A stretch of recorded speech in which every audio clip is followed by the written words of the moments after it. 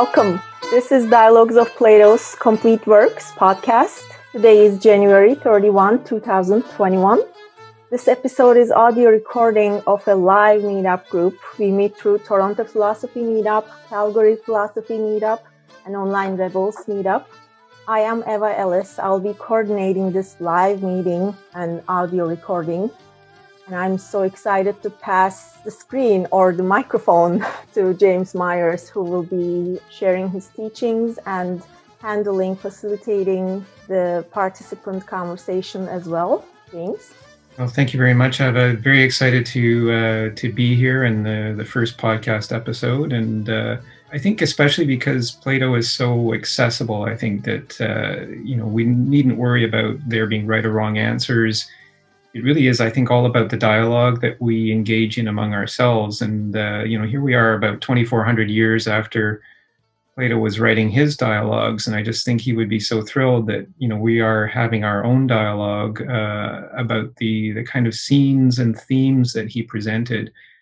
Certainly Plato doesn't really tell us what we should think. He never really takes a position, and it's one of those things that maybe frustrates newcomers to Plato, is that they get to the end of the dialogue that they're reading and they don't find the answer. They're looking for the answer. Plato says we should think this. Well, Plato never says we should think this. I think it's more that Plato just kind of tells us how we should approach thinking itself. And certainly dialogue is a significant aspect of that, and something that he promoted all through his works. And so here we are. This is our 8th dialogue that we've done through the meetup group. And a very important dialogue, I think, extremely important, because it's really about it's got a number of themes. It actually starts by touching on some of the themes that Plato brings to us in maybe one of his most famous works, The Republic.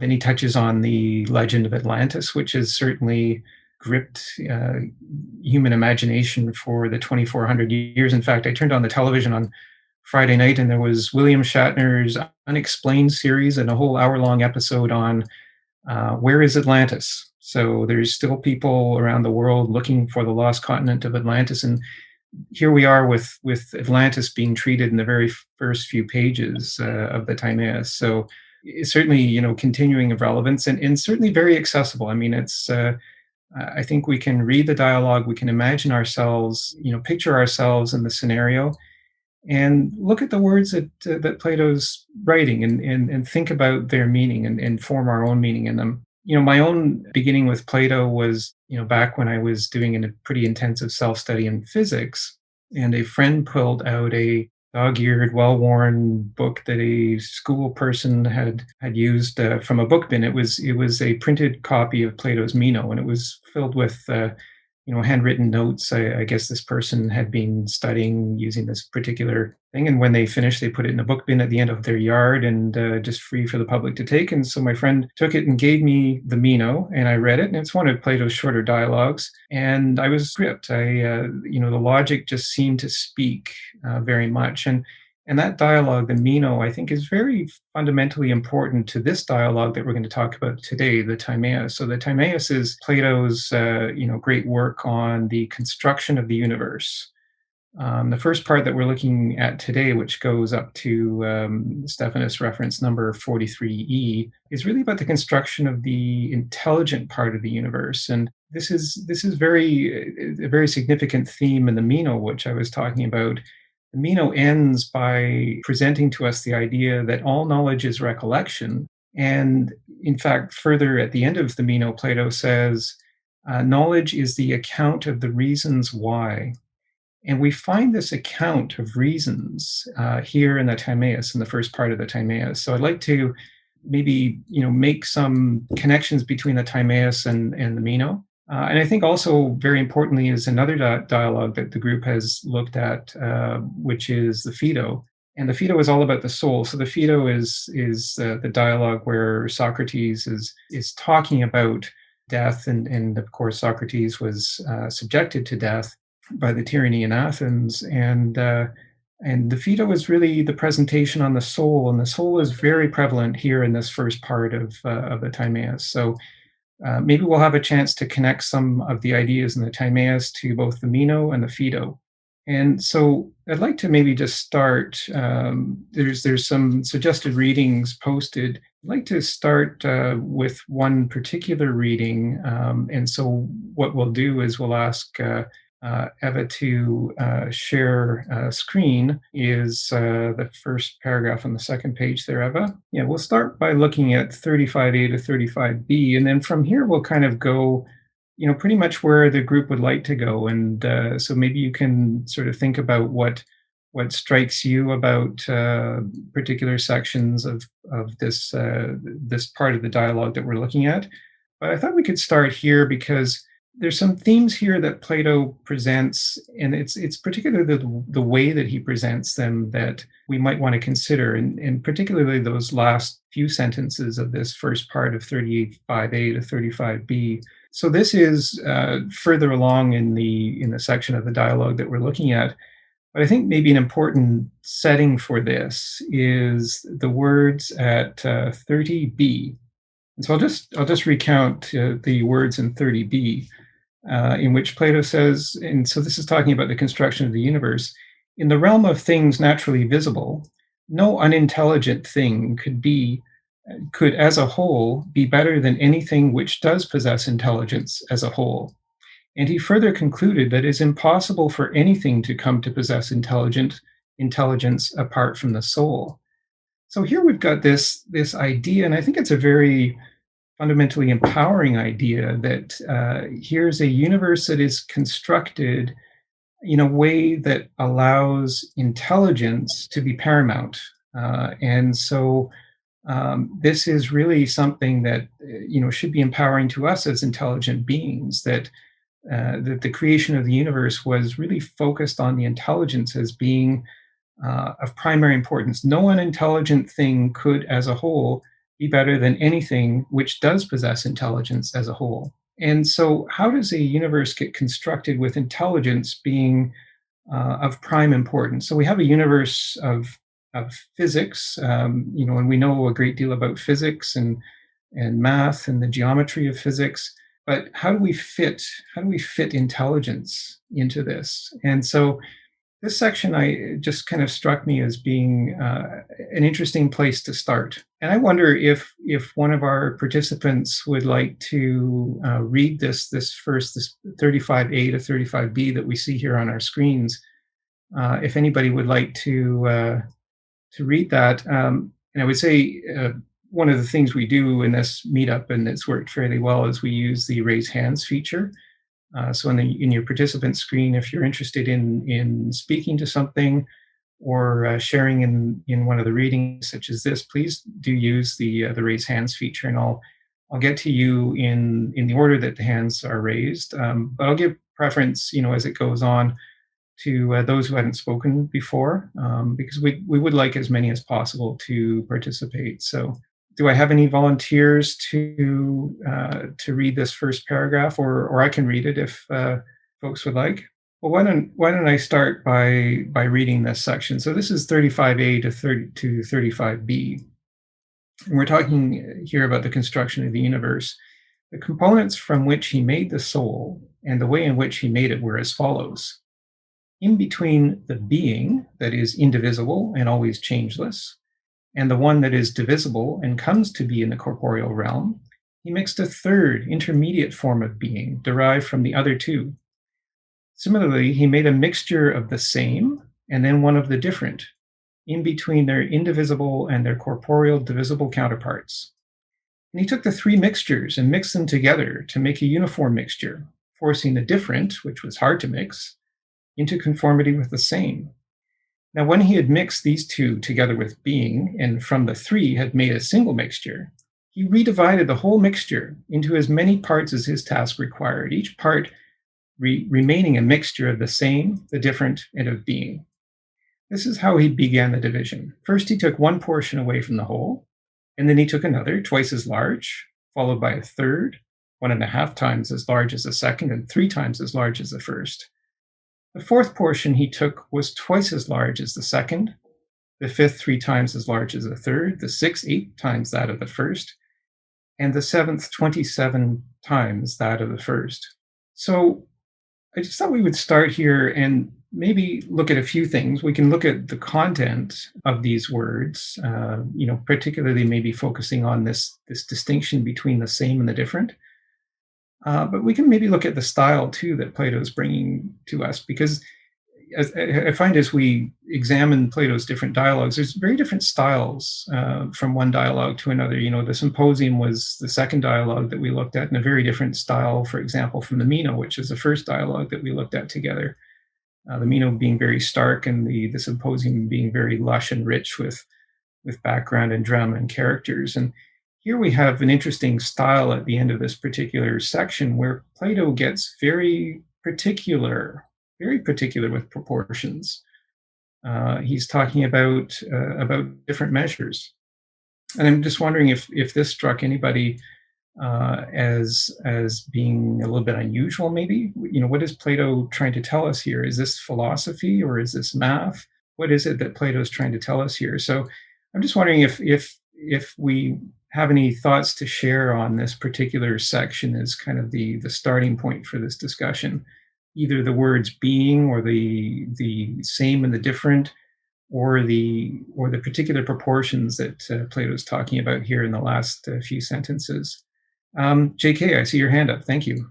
Yeah, that reminds me of, is it, he's starting from what Parmenides, posited that the universe is, is ultimately, oneness and whole, and that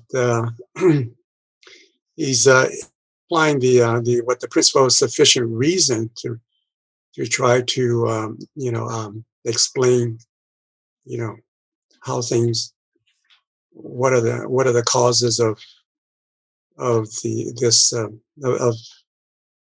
that he believes exists.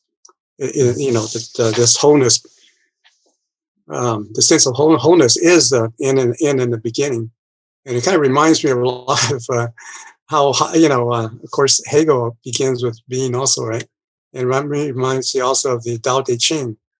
It begins with the one and multiplies into the is divided into the many. So it seems like a kind of a regular, pretty much you see this quite a bit, and maybe he was one of the first to assume, make this kind of leap that it all begins with intelligent oneness. So I don't know. Yeah. Thank you. And certainly you mentioned the Parmenides, which is, I think it's widely held to be one of Plato's most impenetrable dialogues. In fact, one of our Toronto Philosophy Meetup members is attending a full semester course on the Parmenides itself. And the theme of the Parmenides is definitely the one. And actually, if we look down on the screen a little bit, we won't look at it right now, but the reading in 33b of the Timaeus actually talks about the universe as a whole and as one. And so this idea that the universe itself is one single thing, there is no other. In fact, the Timaeus is in the words that the character Timaeus, who's an astronomer, uses in this dialogue. He's very specific to say that there is only one universe. There is not a multiple of universes. There is only one. And so, yeah, you raise this important point. How do you have this one consistent object, and yet we have this kind of variability of intelligence that's contained within this one object? And I wonder if that's maybe some of the words in this selection 35A to 35B, some of this words having to do with the same and the different. So if we've got this one consistent universe, it contains a number of different things. We have Joel and then Jane. Joel, Hey, yep, I'm here. My only comment is just a quick question. Is the whole very first paragraph being read, is it implying just simply the ontological argument, so to speak, which is just a branch of metaethics dealing with the nature of being, or showing the relations between the concepts and categories in a subject area or domain? Well, that's a question that I think maybe we can consider as we continue to talk about the relationship of the word being here to the rest of the theme of the dialogue. And certainly, the question of the same versus the different, it's maybe this option that we have as observers of the universe. So we are the observers. The universe contains physical objects that we observe, and so how is the universe constructed so that it allows us as the observers to observe the physical objects, but it provides us with options and the ability to make choices. And so, yes, I mean, you raise a question, I think that I think we would like to explore. We have Jane.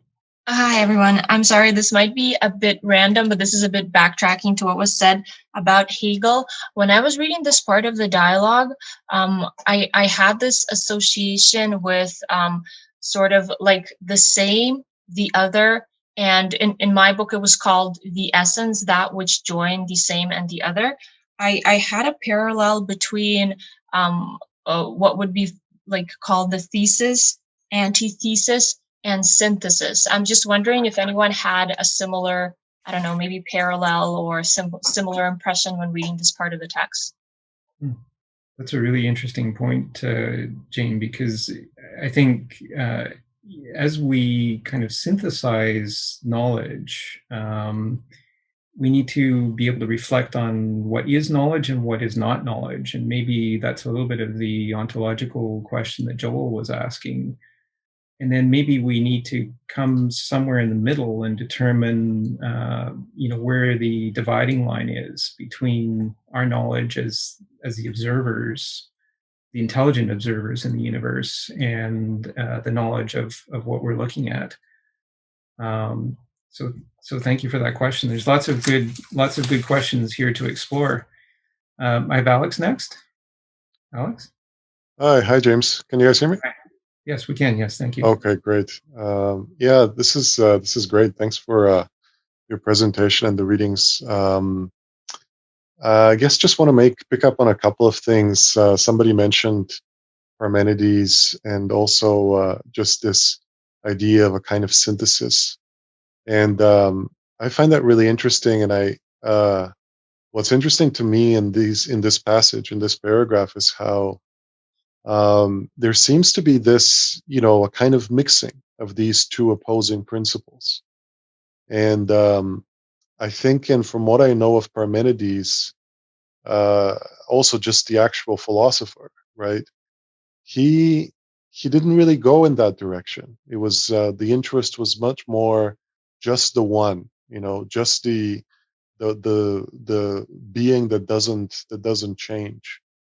And it's interesting that here, I mean, Plato is definitely using that, right? And I think that probably remains the most important for him, right? The unchanging or the eternal.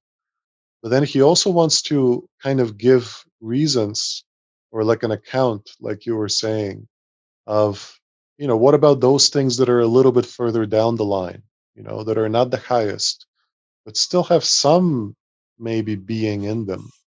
And so we get this idea of a mixture of things that have change in them, but also, also have this oneness somehow connected.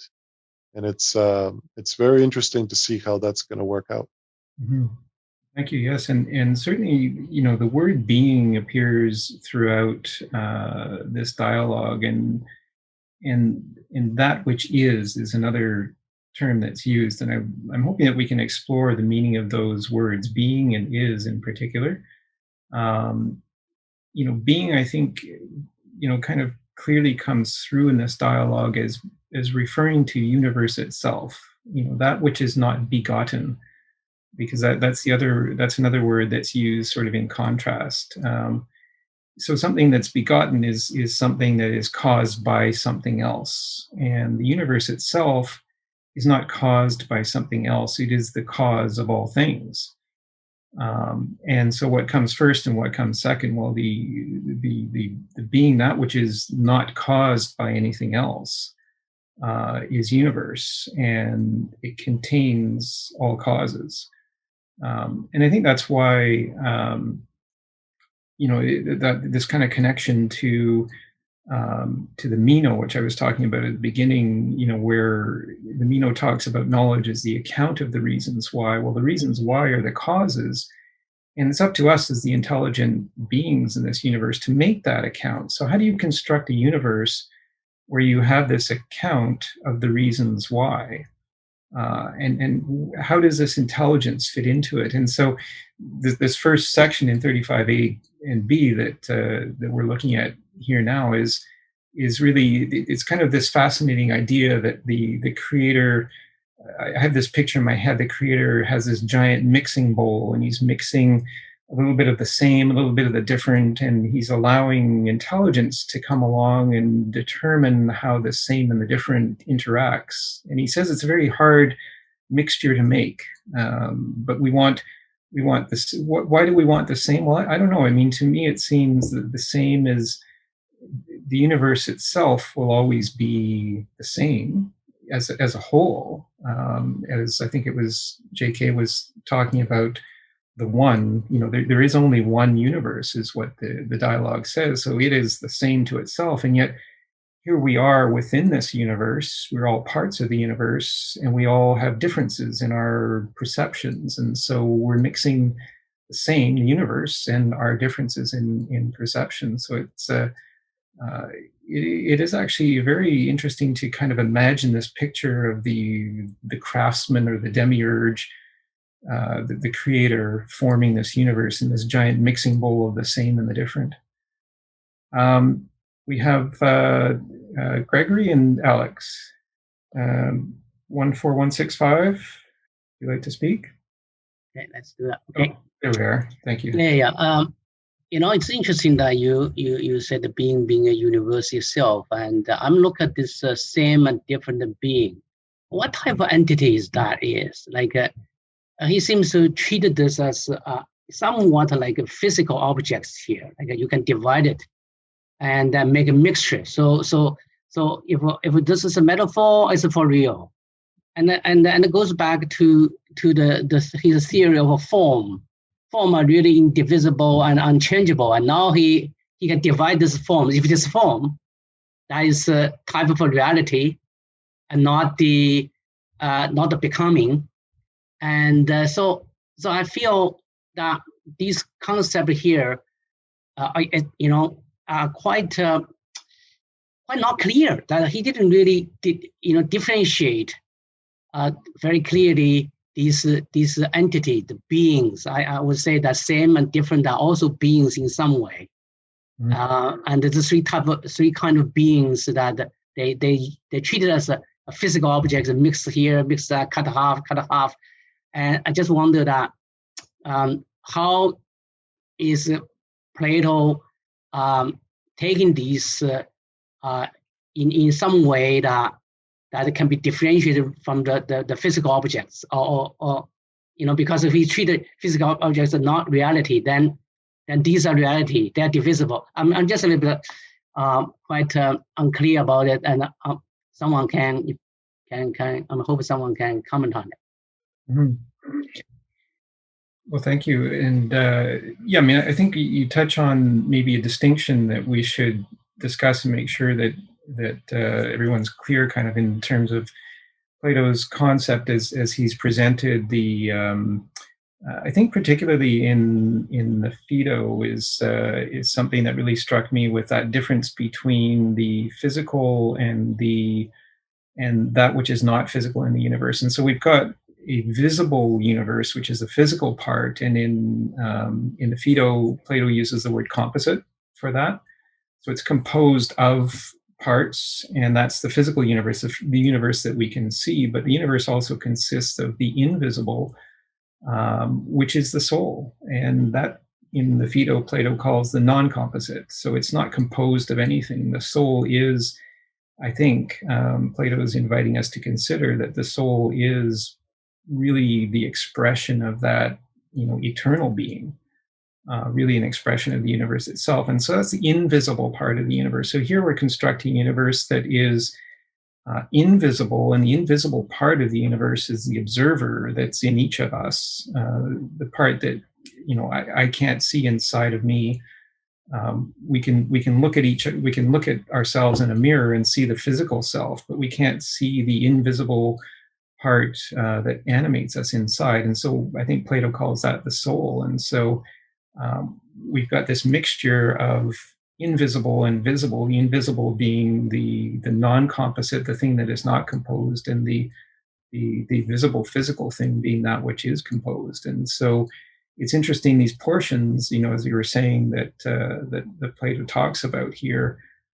Is he talking about portions that create the physical universe, or portions that allow for the physical and the non-physical, invisible part of the universe to coincide? So it's an interesting question. Thank you for raising it. We'll see what everybody has to think about it. We'll go to Alex and then JK. Alex? Thanks, James. Yeah, your last couple of comments, and also the other comment that was made, it was making me think of a contrast. I think a contrast to what Plato is doing here. So many people may have heard of Zeno, the Zeno who gave us the argument of Achilles and the tortoise, and a few others. And the Zeno was actually a student of the actual Parmenides, and it was very important for them to prove that change is impossible and change is incoherent, right? And they gave all of these arguments for why, if we take that change is real, we're going to run into all kinds of contradictions. And I think that the Achilles and tortoise argument, where they're kind of, running in a race, was one of those. And I think it's a contrast, because I think Plato, rather than taking that route, is saying, change is not impossible. Change, we can deal with change philosophically. We can accommodate it. Change is not, preferable necessarily. There are higher things than what is changeable, but we can make room for, the changeable within our philosophical picture or framework. And I think that's very exciting, and it's in a way, I think it's an innovation maybe in philosophy as well, and something that will kind of stay in the tradition, right? And later, it will become important also later on. Thank you, Alex, for that. I mean, very important what you raise in terms of this idea of change, and thank you for bringing Zeno into the conversation. Certainly the paradoxes that Zeno had are things that I think that we can explore throughout our series of dialogues on Plato.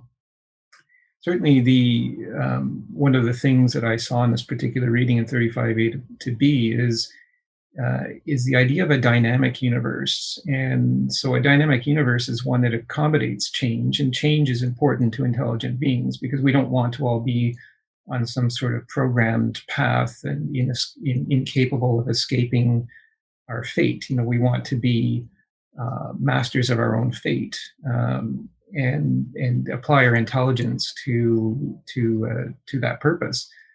And so here I think we have a universe that's being created that allows for that. And that's why I was kind of using the word empowering before, that it gives us agency in our actions. And so it really is, it's a universe designed for us as intelligent beings to find our way, and to find that kind of beauty of wholeness that's referred to in one of the passages. Again, that idea of oneness, but it connects. It's very clearly connected to beauty in the words in this dialogue. So very important to consider the idea of a universe that accommodates change, but is itself unchangeable, because there is nothing else for it to change into.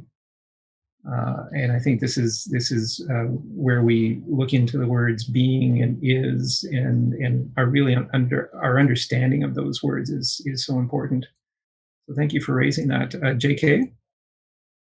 Yeah, this idea of being as a kind of concept of what is, you can think of it as physical, but if you only think of it as a physical entity, then you couldn't imagine what the soul would be like. So in order for that to become a soul, an invisible soul, you'd have to think of it as completely opposite of being, or different, which what the word difference would mean. And so the opposite of being would be nothing, right? And so nothingness, if you as a concept, could accommodate what is non-physical and invisible, which be like the idea of the soul. And that comes out in other, maybe other philosophies, or yeah, thinking of later Hegel, and also the Tao Te Ching. That's how that Tao Te Ching is able to uses the concept of this idea of non-being. Mm-hmm. And so that's, and also Zeno's paradox. Those paradoxes can only make sense, or paradoxes, if you only conflate, or what conflate time and space as that does not account for change, right? And so if you think of it in those terms, in this kind of ultra rational terms, and nothing changes, then it'd be a paradox. But if you but the paradox makes sense, and there's no paradox if you consider the elements of how time and space are actually cannot be conflated or confused with one another.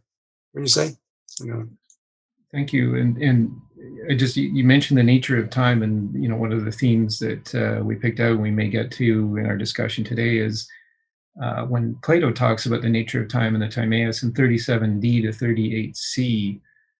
Very interesting way that he presents time for us to consider, and so we'll hopefully get to that. But as we know from the work of great physicists, for example, Albert Einstein, time and space are intimately connected and not separable. And so definitely something to consider. I just wanted to, I know folks, we didn't actually talk about the chat box in Zoom here at the beginning, but I know people are posting it, and that's great. Normally I'm not able to focus on both the chat box and the discussion, but please do keep using the chat box, and Eva is certainly monitoring it as we go along. I just happened to note a comment that Iman made in the chat box, which really struck me. It was a short one. The soul in its actions is changeable, but in its nature is changeless. So it has a middle status between changelessness and changing. I kind of like that. Expression. So thank you for that. We have again 14165, and then Anne. Yeah, that's me. I don't know why that my name changed to a number, but I'm going to change it. I didn't know if you wanted me to use your name, Gregory. So I'm trying to respect what people put on their screen. I just want to continue the issue of being. That I recently read things about Parmenides, and it seems that the being in Parmenides kind of fragments. My understanding is he meant being be what it is. And so anything that what it is, that is being. So it seems to be pointed from, I think it started from Parmenides, that everything now started pointing into the two directions. One direction is the real world, and another direction is the reality. So what is really, on one hand in the real world is the physical thing. And on the other hand is this metaphysical, this conceptual thing. And the being is really represented two things. One way is the physical, another way is the non-physical. So in such a way that in essence that anything that we're humanly aware can be a being, be physical or non-physical. So that's kind of my understanding of that. But it wasn't really very clear in Parmenides because his writing will be very obscure and very, very few elements. Most of it is really interpretation of the people come after him, including Plato himself. So I think what Plato and future philosophers will really pick up the word of what is, the being, and then elaborate it, expand it, and then modify it, and come to this. When come to Plato, is really being through many generations of philosophers.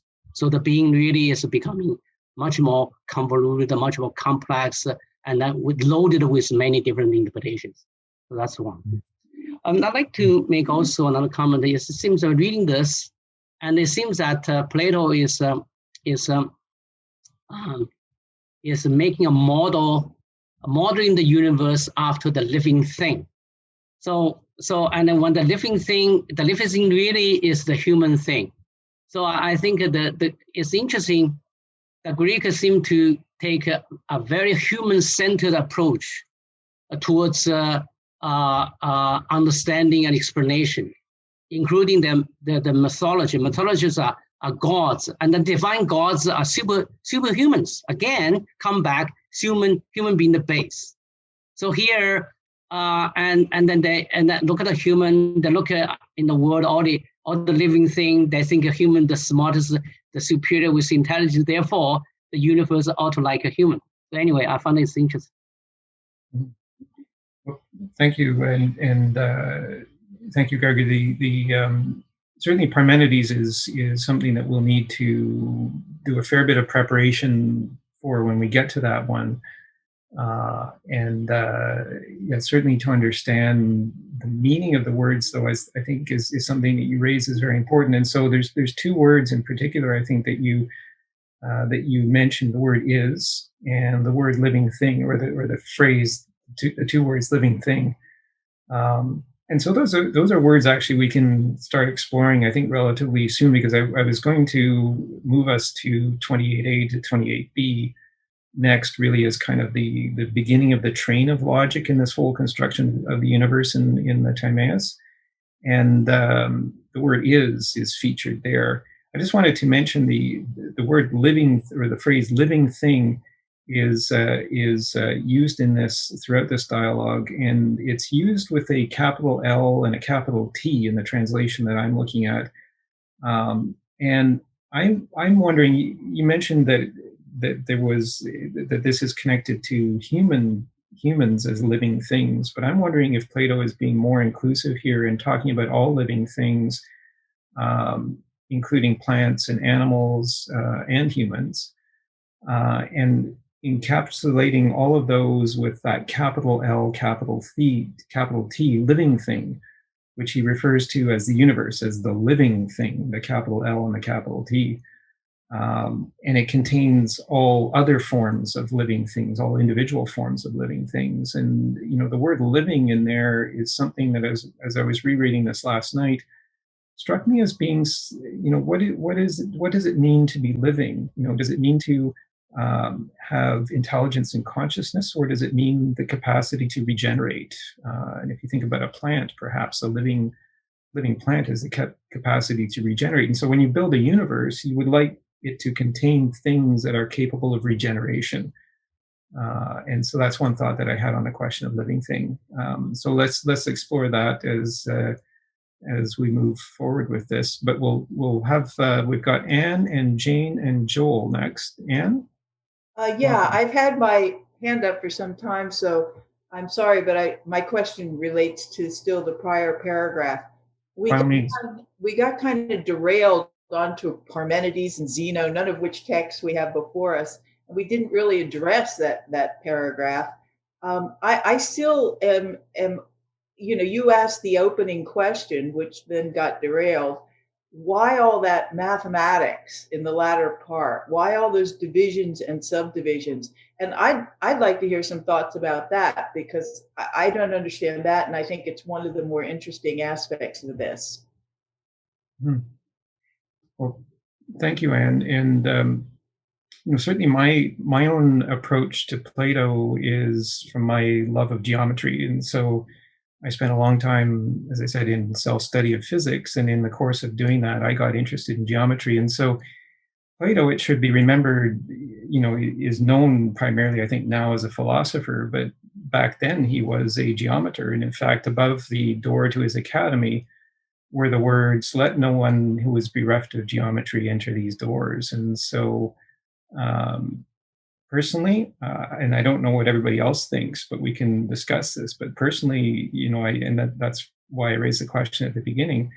I think there is some geometry involved in the last few sentences of this section, and maybe there is some knowledge there that we can obtain from those words.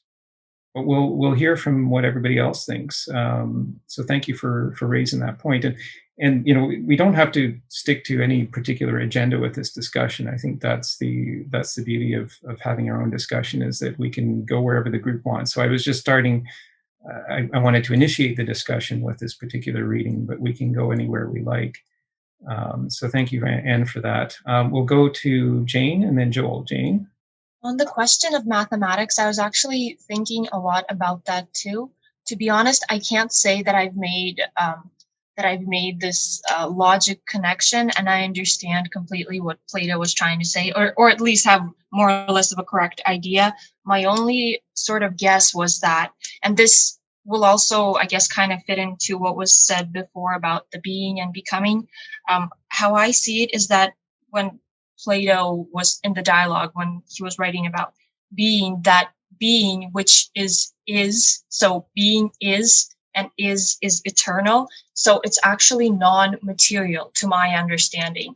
And what we see on the other side of the eternal is the changing. So the opposite, sort of the other, is the changing. And the changing is what is becoming, but it never is. So the changing, the becoming, that which never is what we understand by the use of our senses and opinions and beliefs. But the internal, the being, that which always is, but is actually non-material, we comprehend it by way of reason and intelligence and truth. And the way that I guess, saw the whole mathematics situation was that Plato was trying to infuse reason, intelligence, and truth into what is changing, becoming, which is based on sense and opinion and belief, by introducing mathematics. And by way of this sort of subject, which is supposed to be based on truth and on reason and intelligence, he tries to infuse the material, that which is becoming, which never is, which we understand using our senses and opinions. And I hope this makes sense, because I know I'm saying a lot of things right now. So using mathematics as that way of intelligence and the eternal to add to what is opinion and sense and changing but never is. And I also, when I was thinking about this situation of, I was very fascinated by the division of the same, the other, and the essence being that which joins the same and the other. I was thinking about whether sort of intelligence, soul, and body is also a form of the same, the other, and the essence, the changing, where the intelligence is the same, the eternal, the soul is a sort of essence which joins the intelligence to the body, and the body is the changing. So that's what I wanted to add. Thank you. Jane, that's good. I mean, you really touched on so many important points, and what you said, I think, is such a really good lead in to 28A, 28B, which is the second reading that I thought we could look at, because that's really, I think, the start of the logical train that leads to that paragraph that we started at with 35AB. If we look at 28AB, I think that really touches on a lot of what you just spoke about. certainly Plato in here in the Timaeus, he uses the term a moving image of eternity. The universe is a moving, or what we see as a moving image of eternity. And the word "is," I think, is something that you really caused us to think about with your words, Jane. And I just wanted to throw this out to everyone listening. When you look out, or when you look at the screen, for example, as you're looking at me talk, are you seeing me exactly at the same moment that I'm talking? I would submit there's an important piece of information actually that I learned a few years ago when I watched the series The Brain by neuroscientist David Eagleman, that our brains each take 1/10 of a second to process meaning. And so when I'm looking at the screen, I'm not seeing everybody as you are at that particular instant. I'm processing that 1/10 of a second later. So I'm looking at Greg, for example, on the screen now. I'm not seeing you, Greg, as you exist at that very particular instant. I'm perceiving you 1/10 of a second later. And we all work with that same delay in perception. And it's just, because the brain needs a little bit of time to process. And so that really raises, using modern science, neuroscience, that really raises the question of what is. Is the word "is" something that exists at any particular moment? Or I think Plato, as elsewhere, referred to the present as a state of coming to be. It's not a state that is, it's a state of coming to be. And I think that maybe gets us into understanding that train of logic that starts at 28a to 28b. So anyway, I just wanted to interject that, and we can explore that in terms of the meaning of the word "is." And so thank you again, Jane, for raising that. I'll go to Joel and then Akosh. Joel? Hi, yes, please. So I'm just really quickly looking for a clarification on the word "being" that's being used. When we refer to the word "being," are we simultaneously using that to describe both a person that is aware as well as the universe itself? Is there, say, like a distinction between the two words knowledge and information? So, like, for example, when I use the word knowledge or intelligence, I'm thinking of a person being aware of their surroundings and using the information around them. Whereas maybe is information just just a definition of like just data, or just is information being referred to as the same word as being? Like, is it in it's self-aware? Because then I'm trying to find the differences between the contemporary definition of a brute fact, which is like a fact that just has no further explanation in of itself, or are we using like the principle of sufficient reason, where we're going with the method that everything eventually will have an explanation further on? Does that make sense? Mm-hmm. Yes, thank you. It's and certainly you raised an important point, I think, about maybe the distinction between information and knowledge. I would think, thinking about how Plato continuously throughout various dialogues refers to knowledge as recollection, and in the end of the Meno, he refers to knowledge as the account of the reasons why. To me, that's indicating that knowledge is maybe something that has meaning, whereas information, just raw information or raw data, has no particular meaning, right? So it's this intelligent part of the living thing, the capital L living thing, which is the universe, maybe this eternal being, the universe, that because there is no other, it is the only thing that is eternally being. Maybe it's this idea that this knowledge or meaning is transmitted using information or data. It's a fascinating concept, particularly as the world is now getting into the realm of quantum computing, where there is this basic, it seems like a basic kind of informational structure to the universe in which knowledge or information can be transmitted. But the question is, how do we construct a universe where knowledge can be formed and transmitted, and where is the the kind of functional space for that knowledge in the universe. So it's you raise a number of interesting points there. Thank you. And certainly anybody can feel free to answer those points and any others as we continue our discussion. So we'll move to Akash and then Greg. Akash? Hey everyone. First of all, it's nice to be back. It was also nice to hear Alex's voice after a year or something. So I just wanted to interject something with the living thing. Like, why is there the capital L living thing? Why is there the small living? And I'm particularly trash at the Greek, like old philosophy, but as far as I understand, like the capital living thing is the real true stuff, and it's like what Plato sometimes calls also the true astronomy or the real astronomy of the real world.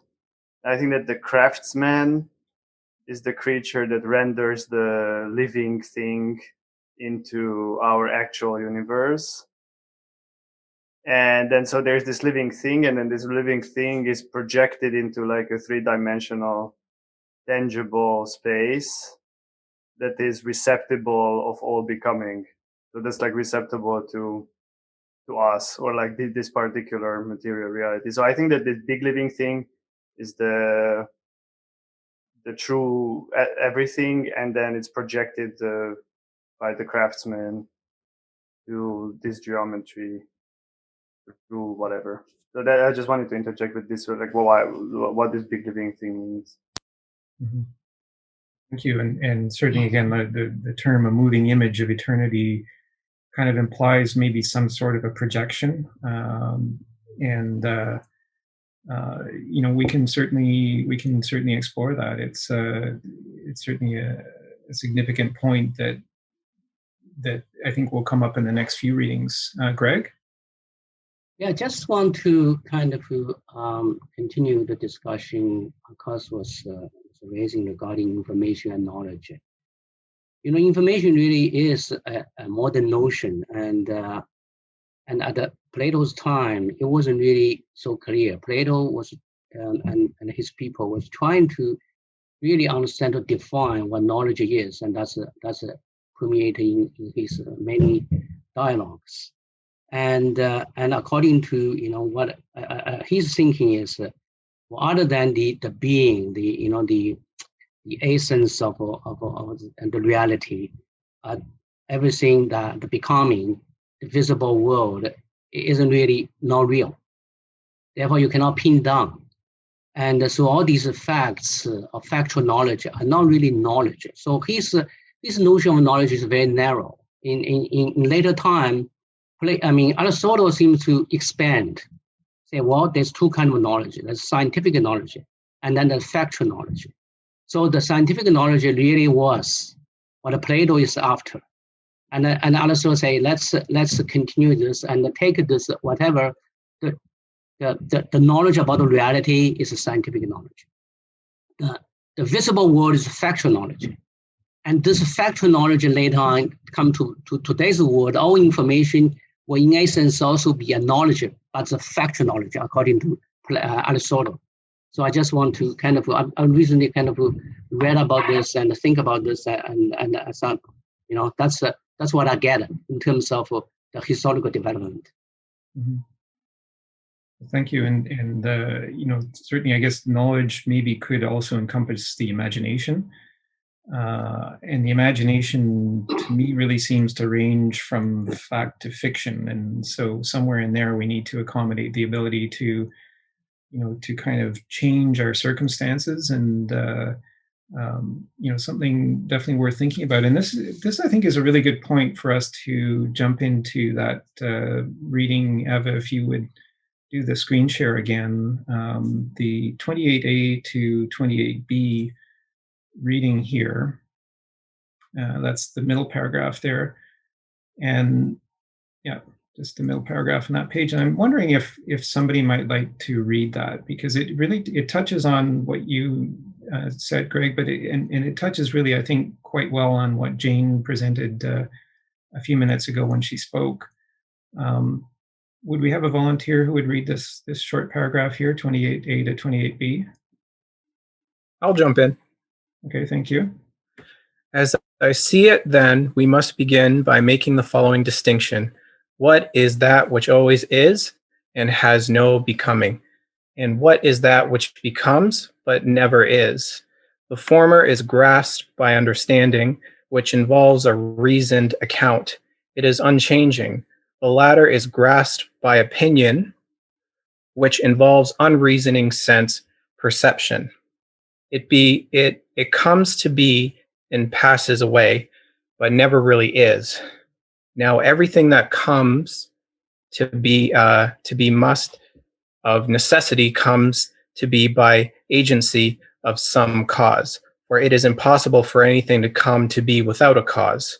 So whenever the craftsman looks at what is always changeless and, using a thing of that kind as his model, reproduces its form and the character, then of necessity, and all that he is completes is beautiful. But were he to look at a thing that has come to be and use as his model something that has been begotten, his work will lack beauty. Well, thank you. And here, I think, is really where the train of logic begins that leads us to the conclusion at 35a to b.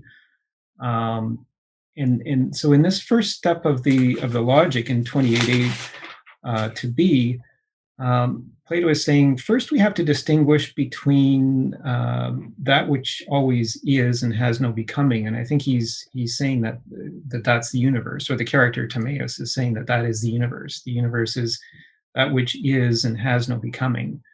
And distinguish between that and that which is begotten, so that which becomes but never is.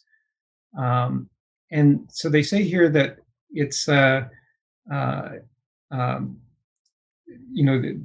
which is begotten has a cause, right? So the universe itself has no cause, but everything that the universe consists of is caused, and so that's the begotten part.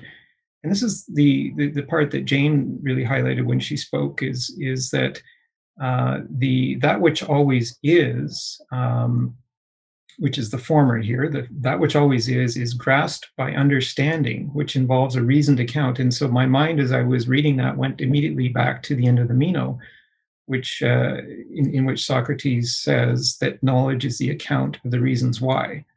We have a reasoned account, and the reasoned account is what we apply to understand that which always is. All right. But the latter, which is that which is begotten, in other words, the things that come and go, the changing things, is grasped by opinion, which involves unreasoning sense perception. So we have, the five senses, and we apply those five senses to understand the changing things in the universe. But those senses can't understand the universe itself.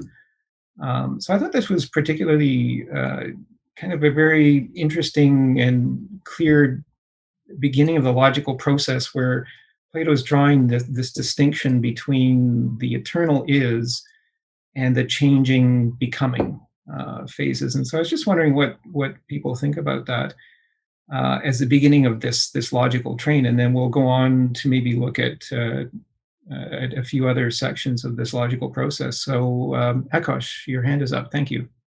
Yeah, hey, sorry. So I have a misunderstanding, I think. So you were saying that the universe always was. From the text, what I understood that's not the case. From what I understood from the text is that the living thing always was. The craftsman always was. The universe is a thing, therefore it has become. Things that become are caused. The cause of the universe is the craftsman, and the model of the universe is the living thing that always been, so it has not become. This is my understanding.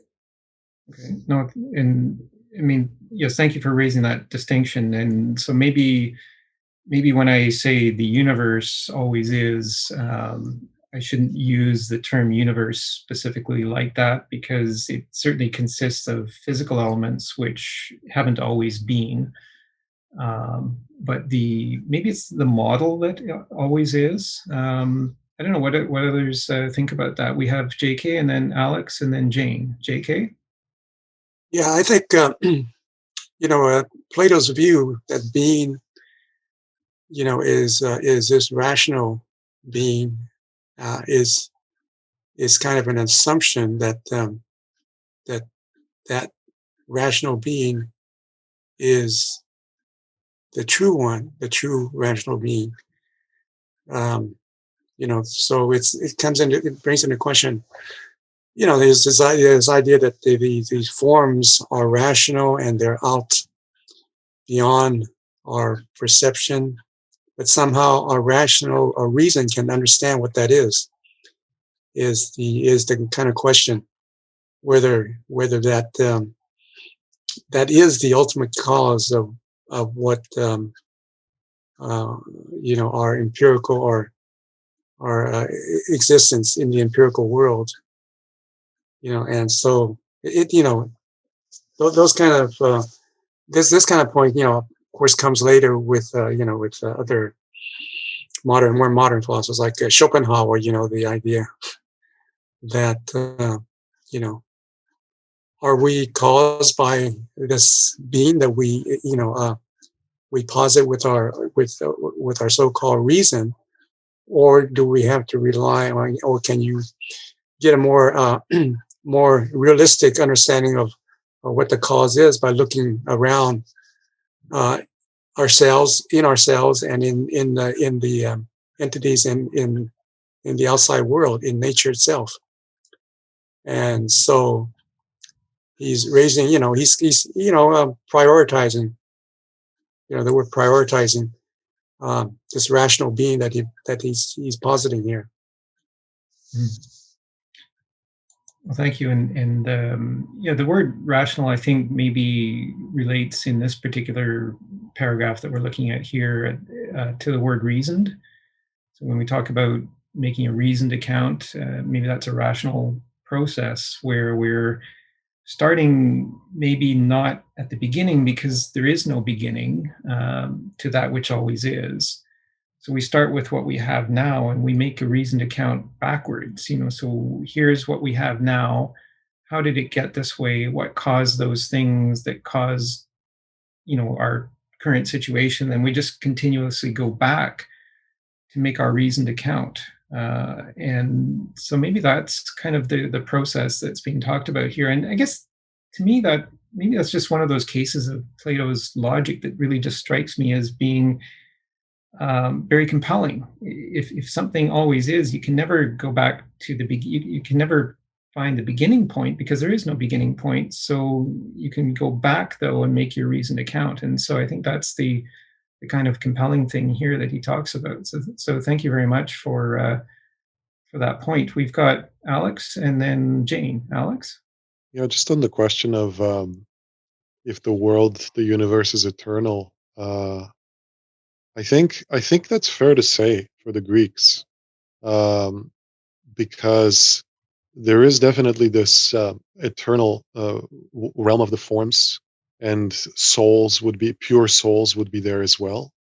I think James, you were emphasizing that, and there's another point, which this I think becomes important later on when Christianity comes about, because the Greeks and I think Plato here, they take that there is this eternal matter or this stuff, kind of undifferentiated stuff that the demiurge just kind of takes up and shapes into forms, right? And the matter itself is in a sense uncreated. Only we can never really know it outside of forms, right? But it's kind of always been there. That's the sense that I have, and of course, when Christianity comes about, that will be very problematic, right? Because God needs to create the world out of nothing, and so I think that's one of those parts of Greek thought that gets rejected, right? But here, I think the picture I have is there are eternal forms. There is this matter, which is kind of almost mysterious what it is. It can't really be understood. And then the mixtures of them, those are created, and those are probably not eternal. They get created and destroyed, and that's maybe what happens when a person dies. Thank you. That's I actually just wanted to go back, and it touches on what you said, Alex, and I think what Akos asked earlier, and it's in 29E, and it just kind of talks about the frame or the creator or the demiurge who created, um, who formed this structure, and he says, now why did he who framed this whole universe of becoming frame it? Let us state the reason why. He was good, and one who is good can never become jealous of anything. And so, being free of jealousy, he wanted everything to become as much like himself as was possible.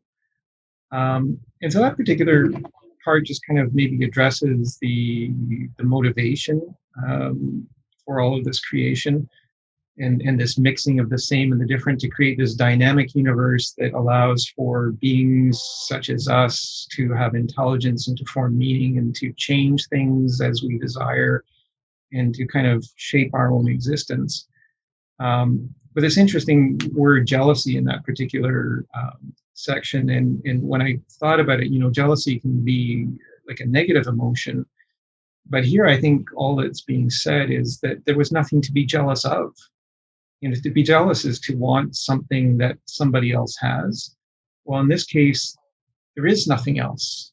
There is only the creator. And so there is no jealousy. And so there was nothing else to base an image of being, the universe, or all of existence on other than the creator itself. So it was an interesting kind of point that I just wanted to raise there. That was in 29E, those particular words. So we might want to consider that. I have Jane next. Jane? I wanted to add a little bit about the being and whether it could be the universe, perceived as the universe. To my mind, and this is based on what I've read in this dialogue, and a bit on the logic that I understood in some previous dialogues that we went through. So to me, the being, I understood it, the being as the eternal, and the eternal is something intangible. Because if something is tangible and perceivable by the senses, therefore it is not eternal, it is not being, it is changing and becoming. And I guess the only way that I would be able to say that the being or that the eternal is a matter, if I was to think of the matter as something metaphysical and like not turn it into something material. And I think that's pretty much all I wanted to add, because it's probably going to get messy from this point. Yes, thank you. Thank you, Jane. And certainly I think you're echoing what is said in the third or fourth sentence of 28A to be that reading that we just did, and where the character Timaeus says the latter, which is that which comes to be but never is grasped by opinion, which involves unreasoning sense perception. So we are endowed with 5 senses, and we can perceive the physical world around us. But what those senses cannot perceive is the metaphysical. And I use that word in the meetup notice for this, but really not in any sort of particular interpretation other than just that which is not physical, that which is beyond physical. So we've got this metaphysical concept, and I think that's what Socrates continues to refer to through all of the dialogues as the soul, that which is invisible, or again, as I said earlier, with respect to the Phaedo, the non-composite, that which is not composed of anything. We've got a physical component of the universe which is composed of things, equal and opposite measures of action and reaction, atoms consisting of electrons, protons, and neutrons. All of that is what the physical world is composed of. And we've got our senses, which senses don't have reason. The brain has reason. But the senses are unreasoning perception. And so that, as you said, Jane, is what we use to examine the physical universe. But how do we form meaning of that? And that whole realm of meaning is I think, if I'm understanding the way you use the word, which is the same way I would understand it, metaphysical. So thank you for that. And let's explore that concept. JK and then Greg. JK? Yeah, I guess that raises the question of, which has the true knowledge of being? Is it the rational understanding of being, or is it the, empirical sense understanding of being? So it's possible to say that the being that can be spoken is not the real being. Mm-hmm. Or as they say, maybe Socrates might say, he who speaks does not know, and he who knows does not speak. Which raises So it's maybe it's the neither becoming or one's rational concept of being, but it's somewhere in between or neither or something. Yeah. Mm-hmm. Yeah. No, thank you. And certainly as our capacity to understand more and more of how the universe works. I mentioned earlier that we're about to enter the age of quantum computing, and there's this whole quantum realm of the universe that really is not fully understood. The fact that one of the famous quantum experiments is the split beam experiment, where you have a light, shine it through two slits, and the very act of observation of the light coming through the two slits actually changes the scattering pattern of the light. And so that's the famous double slit experiment in quantum mechanics, that we don't really know how that functions. And so there are things that, we can look out, I can look out the window and I can see objects like buildings and people and cars, and I can have a sense of understanding of what those are. But there is this whole other realm that really is left to this kind of metaphysical process of forming meaning of it. And so I think that's the interesting part that science is kind of bringing us to now, is that maybe necessity of understanding what lies beyond the five senses. And I think this particular section of reading 28A to 28B is particularly important in understanding that distinction between that which always is and the becoming, and the fact that the becoming is what we access with the senses, but that which always is where we have to make that reason to count. And to me, it's a very powerful section of that beginning process of the logic that leads to the rest of the part of the dialogue that deals with the construction of the universe. We have Greg. Greg? I'd just like to, ask maybe a question or for inviting some clarification from other people regarding this being as an eternity thing. The way that Plato described his creation of the universe and the soul, indicating that universe and the soul has a beginning. And and it's a becoming. So if because before that it doesn't exist, God created. So it's created, therefore there's a becoming and there's a beginning, and so are the gods and the source. And to me, that the only thing that he thinks that the God thing exists is this same and different these conceptual beings that was there already, or the matter itself, and everything else is becoming. So in relation to the soul being eternal in his other dialogues, and I find that it's not consistent. So anybody like to comment on that? Mm-hmm. Well, thank you for raising that. And I would just again recall those words in 29E. Now, why did he who framed this whole universe of becoming frame it? So first, Plato has made the distinction between that which always is And then he says, distinguish that from that which is becoming. And so in 29e, he says, now, why did he who framed this whole universe of becoming? So the creator hasn't framed that which is, because the creator is part of that which is. The creator has framed the universe of becoming, which is that part of the universe that becomes and goes. So that part of the universe that is begotten. That's the way I'm reading those words in 29e.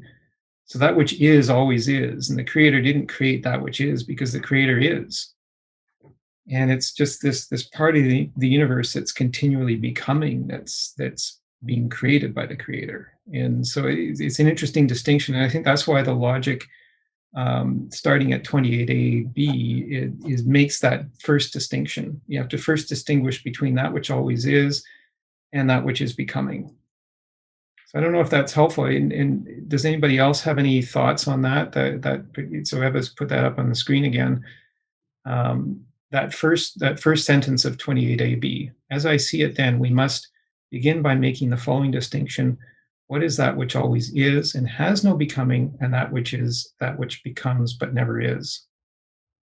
So making that distinction, I think, is important with the words that I just read from 29e. So the creator created the universe of becoming, but not the part that always is. JK.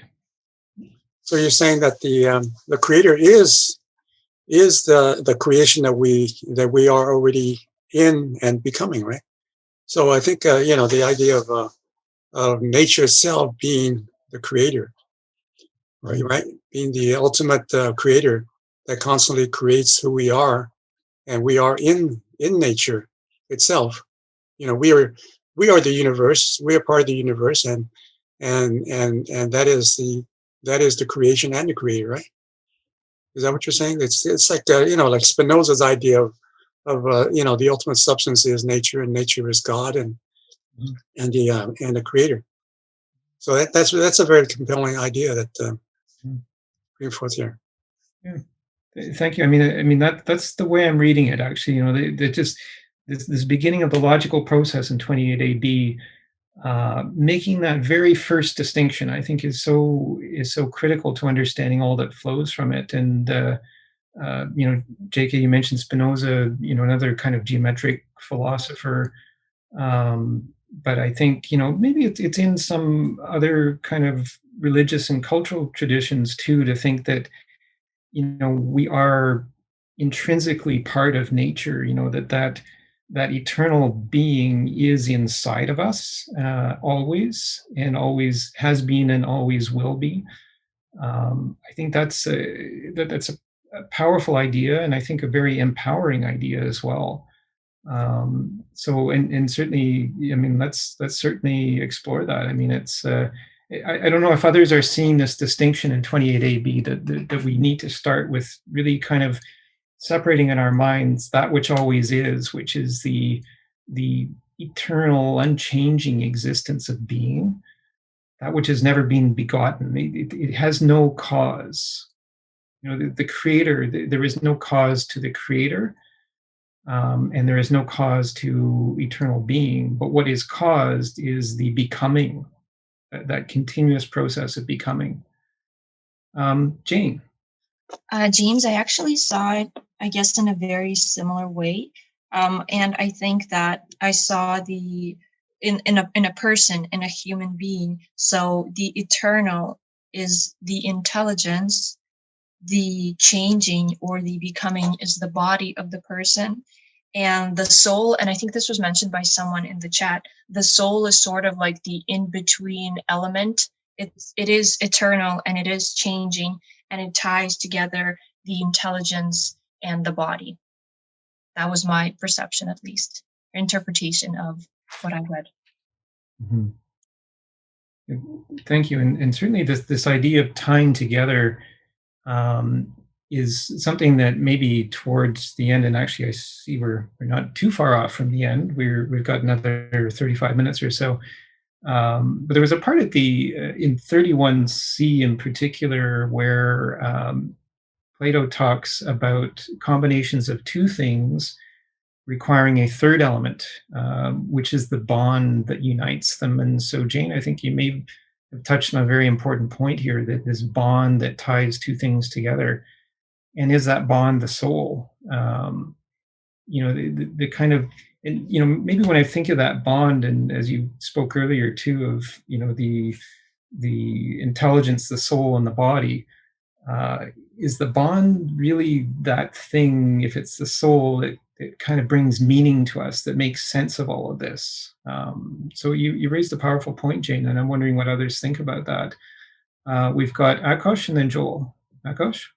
So I was just writing in the chat about this bonding.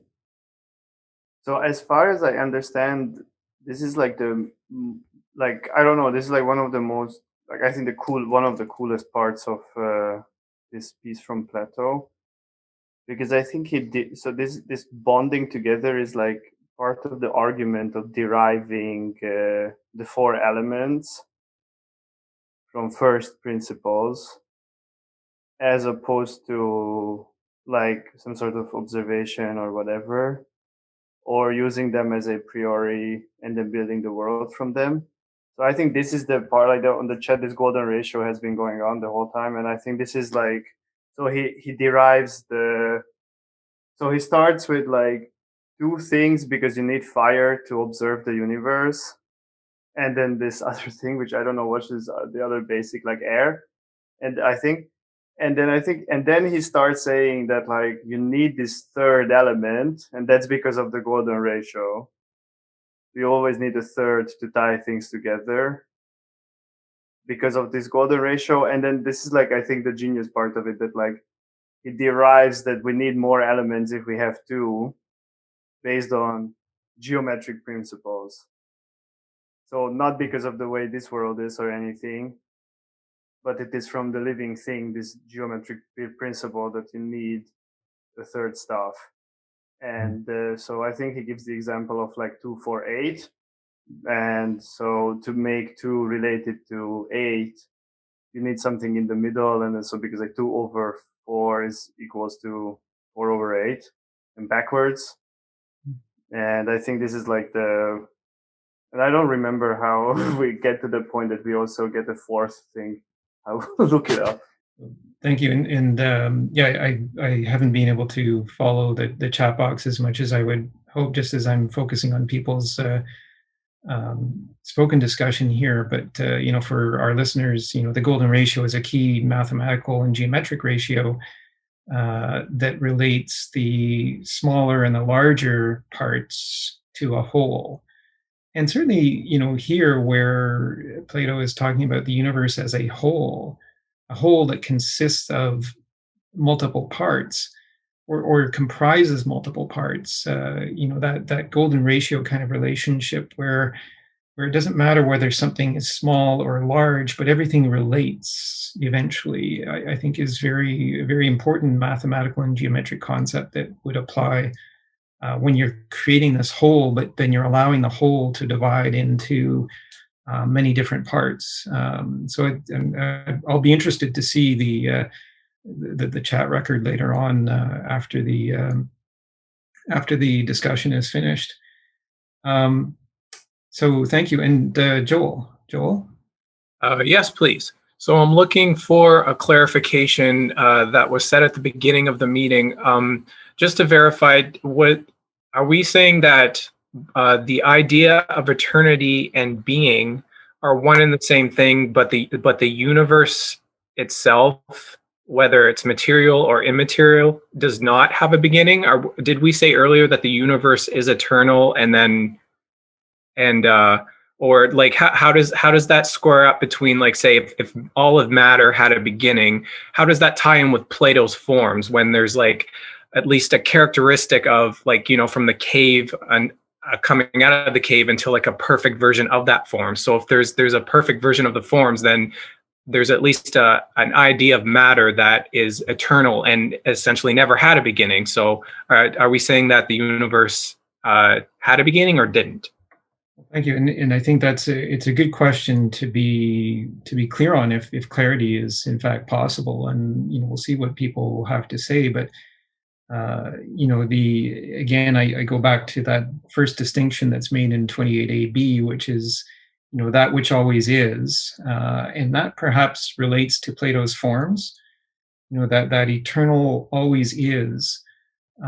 Maybe the forms are some sort of expression of that always is, and then the forms maybe help us to get into this physical world of becoming, right? So there's that distinction, that there is that which always is, and then there is the universe of becoming. So when we say universe, perhaps we're thinking about that which becomes, because that's kind of our daily experience. So our daily experience is with what the five senses bring us. And the five senses bring us is knowledge of that which is becoming. The five senses cannot bring us knowledge of that which always is. And I think that's what Plato is saying in the very first sentence of 28a, is that you cannot have knowledge of that which always is. You can only make a reasoned account. You cannot not have absolute knowledge of that which always is.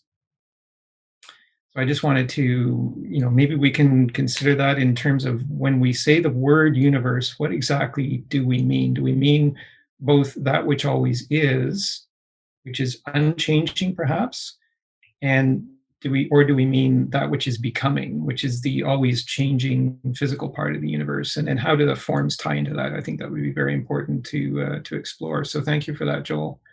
I've got Jane, and then I've got the other Joel. Jane? I'm sorry for making so many remarks today. I promise this is going to be the last one. This is sort of how I interpreted or perceived the whole situation that Joel was addressing. So basically, the way that I saw it is the ideas is the eternal, and that they are non-material because they are intangible, and basically that the changing, the becoming, so basically the universe, because I understood the universe as being something more or less perceptible and tangible in a way. So it is something that it is changing, that it is becoming, but it never is.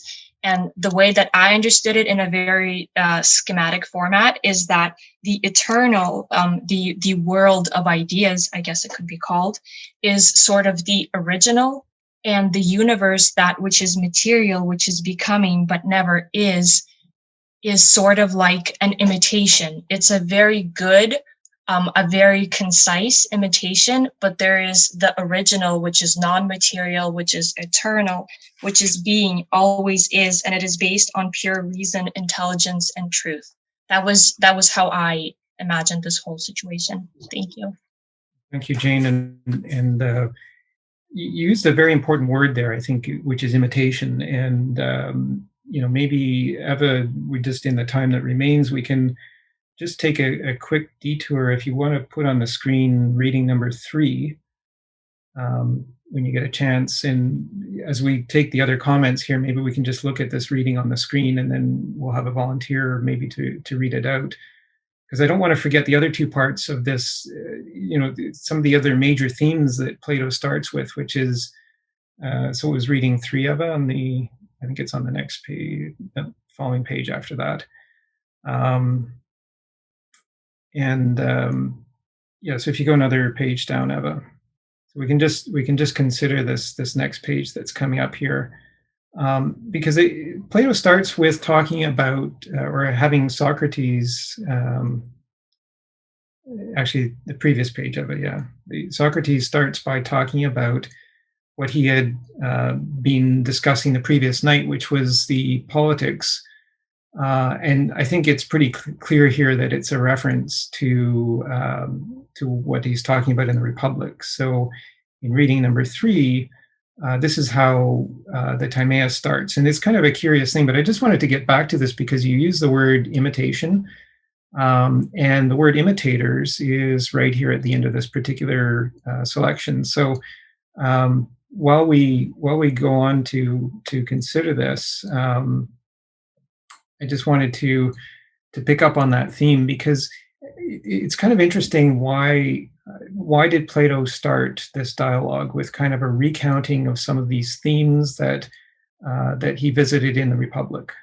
And we actually talked about this 2 weeks ago in our session on the Alcibiades, when we got into a discussion of kind of this, was Plato a totalitarian? Did he believe that society should be created in the way that was specified by, I think it was Adamantus in the Republic, kind of continually set out this kind of society where children would be taken away from their parents, raised without knowing who their parents are, a society that is guarded by people that's kind of really incapable of guarding itself, so it needs to have these guardian class taking care of it. And what I picked up on was the word imitator, which is what you just mentioned, Jane. So I didn't mean to, there was, I think I preempted a few questions in my long monologue there, but I don't know if anybody else wanted to interject before we just take a quick read of this section, because I wanted to maybe just incorporate this before we close out our discussion today, is just kind of understanding why Plato would include this in a dialogue about the creation of the universe. Is he trying to say something with respect to this kind of image that we create and our ability to manage our own image, use the imagination to manage our own societies? So I don't know if, I think I did see a few hands up before I got to this. So I don't know if anybody would like to interject, or whether we could maybe have a volunteer to read this section if we'd like to go here, because it does tie into, I think, with what we've been talking about, this moving image of eternity and our place of in this moving image of eternity. Would we have a volunteer who'd like to read this section? Well, why don't I read this section then? So this is right near the beginning of the Timaeus. So this is Socrates speaking. All right, I'd like to go on now and tell you why I've come to feel about the political structure we've described. My feelings are like those of a man who gazes upon a magnificent-looking animals, whether they're animals in a painting or even actually alive but standing still, and then who finds himself longing to look at them in motion or engaged in some struggle or conflict that seems to show off their distinctive physical qualities. I felt the same thing about the city we've described. I'd love to listen to someone give a speech depicting our city in a contest with other cities, competing for those prizes that cities typically compete for. I'd love to see our city distinguish itself in a way that it goes to war, or in the way it pursues the war, that it deals with other cities one after the other in ways that reflect positively on its own education and training, both in word and deed. That is, both in how it behaves towards them and how it negotiates with them. Now, in these matters, Critias and Hermocrates, I charge myself with being quite unable to sing fitting praise to our city and its men. That this should be so in my case isn't at all surprising, but I have come to have the same opinion of the poets, our ancient poets as well as today's. I have no disrespect for poets in general, but everyone knows that imitators are as a breed, are best and most adept at imitating the sort of things they've been trained to imitate. And I just, I think this is maybe pretty fundamental to the message that Plato is trying to bring to us in this creation of a universe that allows for intelligence, the primacy of intelligent beings. And is he saying here that intelligent beings shouldn't try to just imitate what's gone before? Like, is he saying something about how we should use our intelligence? He uses the words in here that in ways that reflect positively on its own education and training. And so this kind of development and transmission of knowledge, and how we train each other with that knowledge. And so when we use that knowledge in this world of becoming that the creator has formed, when we use this knowledge, do we use it to imitate, or do we use it to continually create something that's always changing, and something hopefully that's always better and always more beautiful? Beauty is another term that was used in the Timaeus, and it's used in other dialogues as well. And I found in the Timaeus it was used in particular in the sense of the whole. There was the I'm just looking for the section. I think it was in 33b where Plato talked about the beauty of the whole. I'm just wondering what other people think. Do people see this connection between why Plato starts the dialogue with this little recounting of the themes that are presented in the Republic, and then he goes on to talk about the creation of the universe? Was this just kind of thrown in for, just dramatic interest, or does it actually have some connection with the whole idea of the creation of a universe that allows for intelligence? A dynamic universe that allows for intelligence. Just wondering what people think about that. Any thoughts? And then does that tie into the legend of Atlantis, which then follows that discussion of the Republic? Alex? Yeah, what's interesting about this passage is it seems like he is, in a sense, honoring becoming in a certain way. He's not saying changes or seeing the animal involved in battle, let's say, or seeing the city's army involved in battle. That this is something that should be kind of honored, and um, it should, poets should sing its praise. Although the poets, it seems, are not the right people for that. So it's interesting that there's some truth in a way, or something beautiful to be found in the way things move, in the way they kind of display their properties in that kind of motion. And it does make me wonder, so who can do this then? If it's not the poets, maybe is this the philosopher's task? And I think the question you're raising is really important about exactly how. So, is it imitation that that can do this job? And it doesn't seem like imitation is the right activity. And then what is the right activity? So for me, it raises a lot of questions. I'm not really sure what to say, but maybe this different. I think you were alluding to this, possibly, James. This difference between the poet and the philosopher, which we see, of course, in other dialogues. The Republic, there are long sections on that. So maybe that's an important distinction here. Well, Alex, I mean, thank you so much. I mean, you had that lovely phrase, honoring becoming. I really picked up on that, and I think that's really important, and it ties into all of the discussion I think that we've had to this point, this idea of becoming versus being, as kind of two different states. Being is always there. Becoming is something that continuously happens, but being is always there. And I really like the way you put it, that this is kind of this idea of honoring becoming. Do we continually strive to become, and continually strive to become better and more beautiful, or do we imitate that which has come before?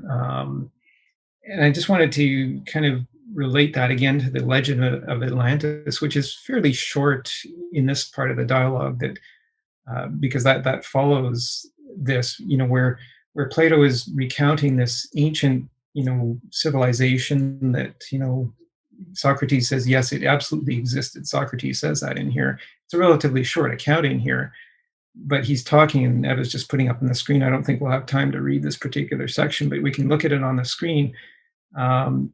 He's talking about this civilization that enslaved people and so on.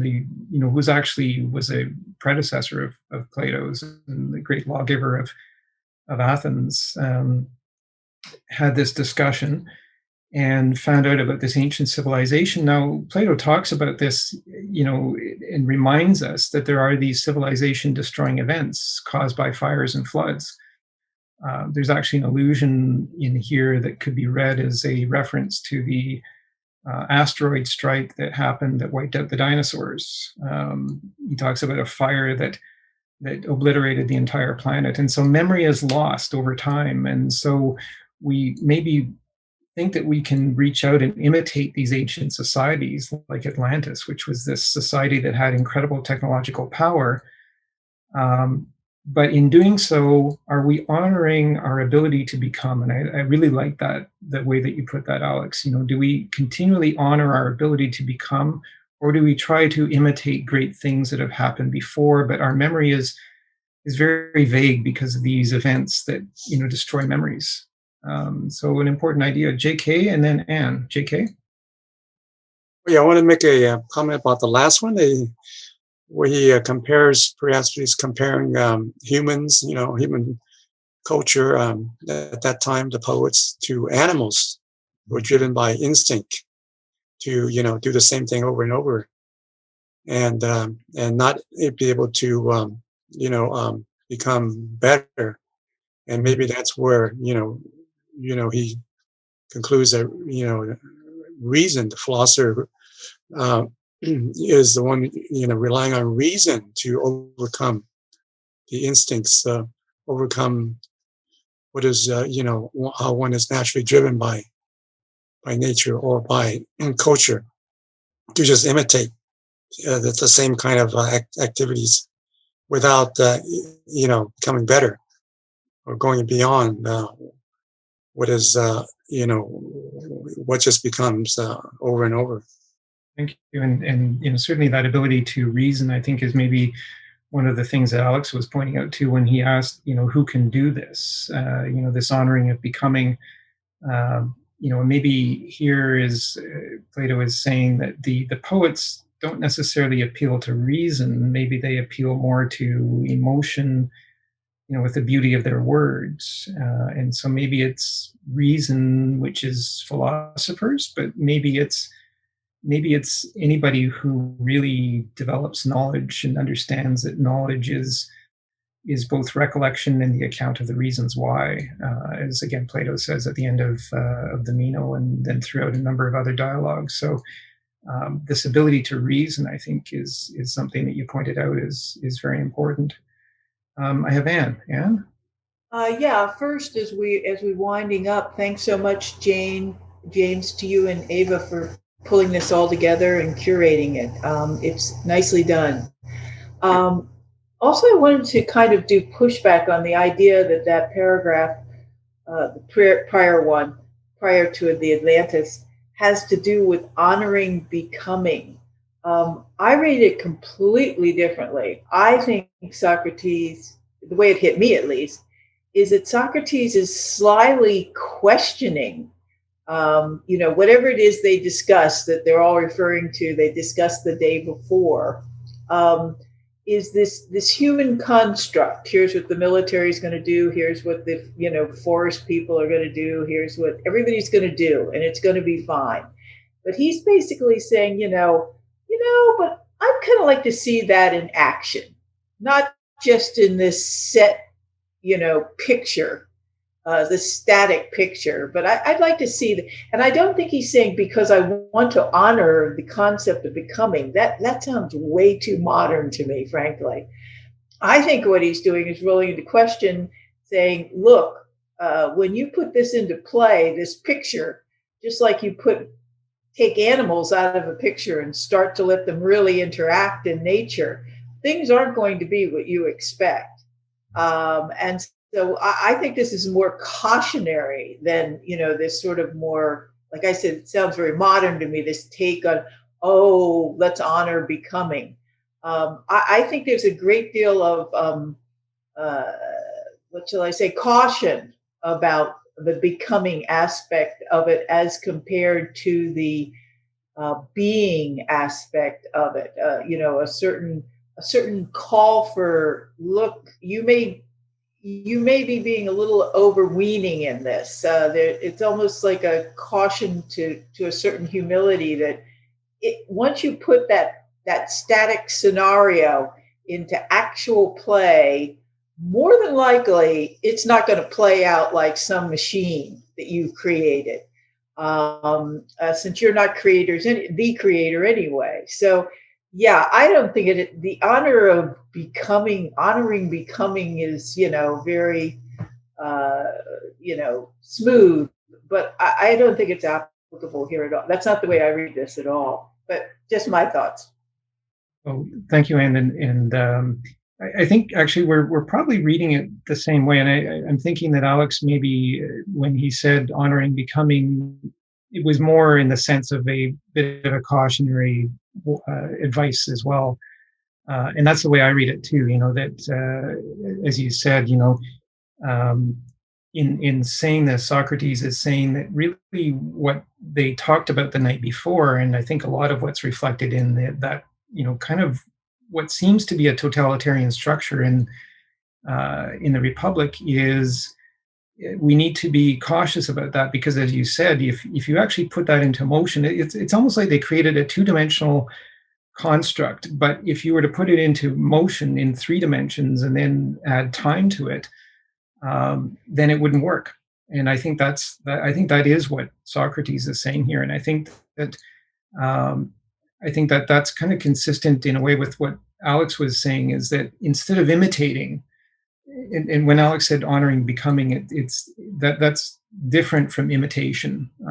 And so imitation is, I think, the point was that that's where you're not honoring becoming. You're just trying to imitate something that has become before, but you're not trying to exercise your power or your agency in becoming, which is that that cause that we need to continually move ourselves forward with. So here we've got this wonderful image of Socrates saying, gee, we created this two-dimensional structure the day before when we were talking about politics, but if you put it into motion, as you said, Anne, would it really work? And I think that's, time has told us, no, that's not something that would really work, because what does it do for the soul? What does it do for the spirit?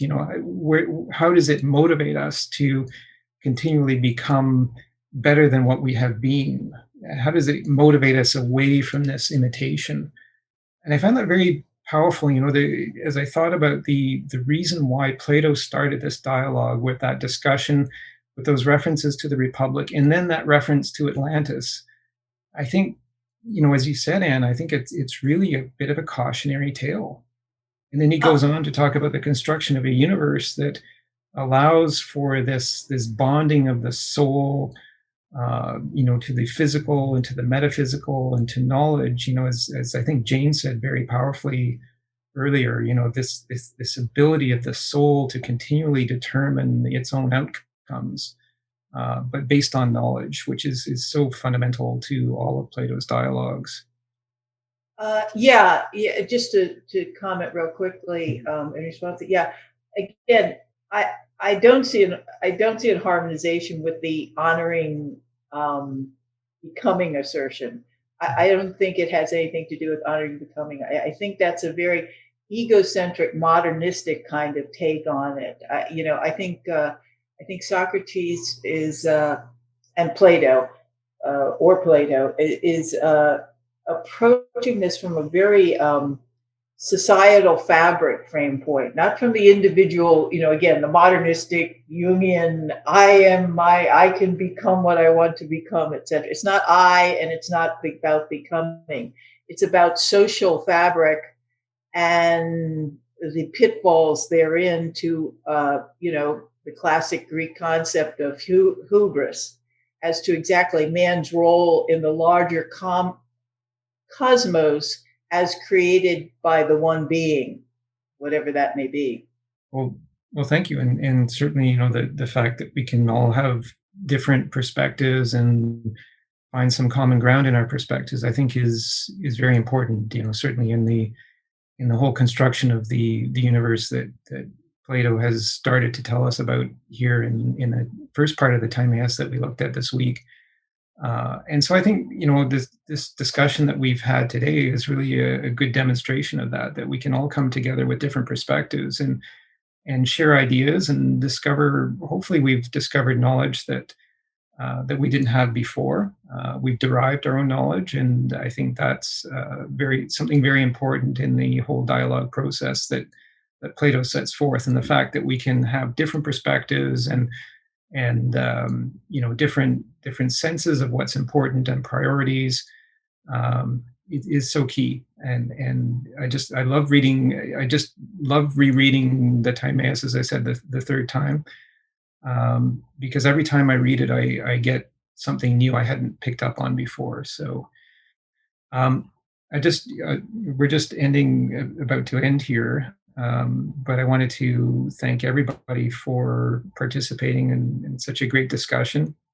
I think what we'll do in 2 weeks' time is we'll continue on with the rest of the Timaeus. I think it would be natural for us to continue this discussion. There's points that we didn't have a chance to get to. I think others were saying things in the chat box that would be great if we can get some of those points out. And then also just explore the remainder of the logical process that Plato wants to bring us through in considering the construction of a universe that allows for all of us as individuals to do what we're doing now. And again, there's no right or wrong answers. It's great to see so many new people joining us in this dialogue, and everybody is more than welcome. And just so glad that we're able to have this chance to share some time together and to share some knowledge. So I will pass it over to Eva to kind of wrap up today's session, as we're running out of time, unfortunately, but we look forward to resuming our discussion on the Timaeus in 2 weeks. So Eva, over to you.